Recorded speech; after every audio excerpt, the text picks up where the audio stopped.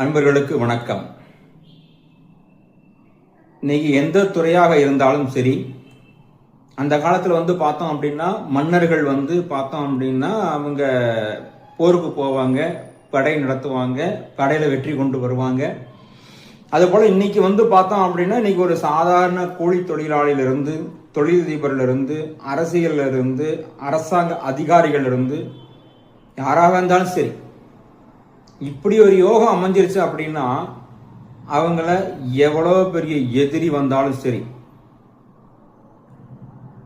ஜெயிக்கவே முடியாது. அவங்களுக்கு வெற்றி மட்டும்தான் நிச்சயம். அப்படி என்ன அவங்களுக்கு யோகம் அமையணும் அப்படின்னா, அவங்க லக்னாதிபதியும் 10ஆம் அதிபதியும் ஒன்று சேரணும். எங்க ஒன்று சேரணும் அப்படின்னா கேந்திரத்தில் ஒன்று சேரணும்.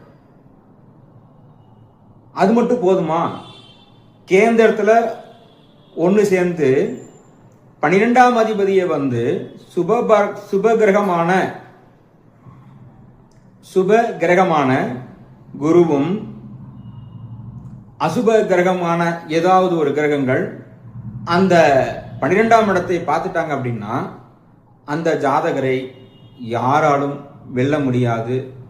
அவங்க என்னைக்கும் வெற்றி மட்டுமே. எவ்வளோ பெரிய பிரச்சனைகள், எவ்வளோ பெரிய இடையூறுகள் வந்தாலும் அவர்களுக்கு வெற்றி மட்டும் உறுதி. வாழ்க வளமுடன், வளமுடன் வாழ்க.